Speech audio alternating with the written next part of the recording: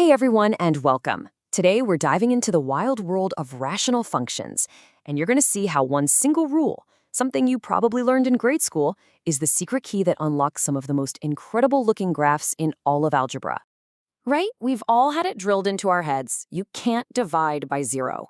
But have you ever stopped to wonder what that rule actually looks like on a graph? It's not just an error message. It's an actual command that forces a graph to do these amazing gymnastics, stretching itself all the way up or down to infinity. So, the star of our show today is the rational function.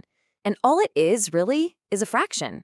You've got a polynomial on top, we'll call it p of x, and another one on the bottom, q of x.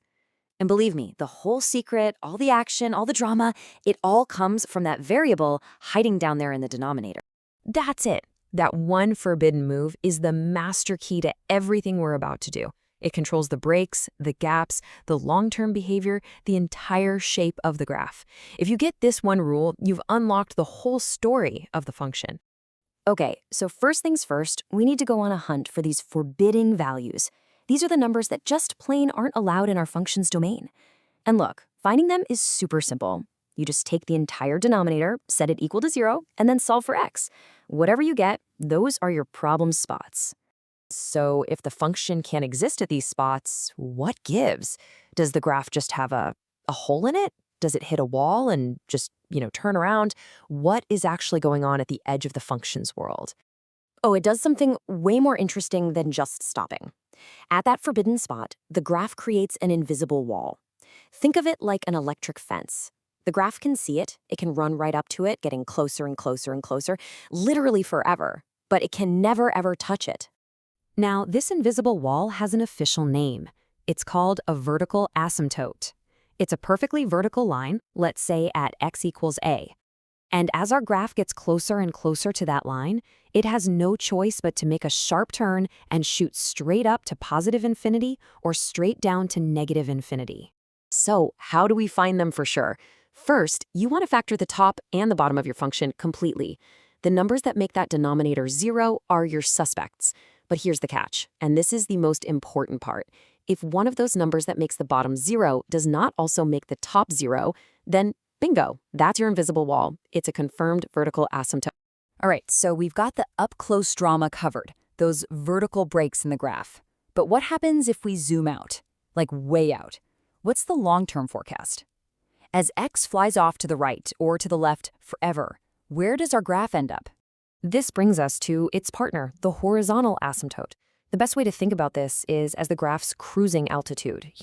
After all the wild climbs and dives near the center, this is the height that the function settles into as it flies off towards the horizon. It tells us the end behavior. And finding this cruising altitude is actually just a simple comparison game. It's all about the degrees of the polynomials, the highest exponents. Think of it as a race to infinity between the top and the bottom. If the degree on the bottom is bigger, the denominator grows way faster, and it pulls the entire fraction down towards 0. So your asymptote is just y equals 0. If the degrees are a tie, they grow at about the same rate, and the graph levels off at the ratio of the leading coefficients. That's just the numbers out front. And if the degree on top is bigger, well, the numerator wins the race and drags the graph up or down forever. So there's no horizontal cruising altitude at all. And just like that, the heavy lifting is over. Seriously, the asymptotes we just found create the entire skeleton of our graph. They are the invisible boundaries that contain the whole picture. All we have to do now is add a couple of key details to flesh it out. These last little details are the intercepts. To find where the graph crosses the vertical y-axis, you just plug in 0 for x. Easy. To find where it crosses the horizontal x-axis, you just have to remember one thing. A fraction can only equal 0 if its top equals 0. So you just set the numerator equal to 0 and solve. And there it is, your complete plan of attack for sketching pretty much any rational function. You find the invisible walls, you find the cruising altitude, you find its starting point on the y-axis, and you find where it crosses the x-axis. Then you just sketch the curve, making sure it respects the boundaries you found. Now, you might be thinking, okay, this is all cool lines on a graph, but what's the point? Well, these ideas show up in the real world all the time. Let's take a look at an example. Picture a big industrial tank that's mixing sugar into water. We can build a model for the concentration of sugar in that tank using exactly the kind of function we've been talking about. The top of the fraction here represents the total pounds of sugar over time, and the bottom represents the total gallons of water. This is a rational function. Live in action. So at the very beginning, right at time 0, we've got 5 pounds of sugar sitting in 100 gallons of water. That means our starting concentration is 5 divided by 100, which is 0.05 pounds per gallon. But here's the million-dollar question. If we just let those taps run for hours and hours, what happens to the mix in the long run? What concentration does it approach? Does it just get sweeter and sweeter forever, or does it level off somewhere? The answer to that very real-world question is the exact mathematical idea we just learned.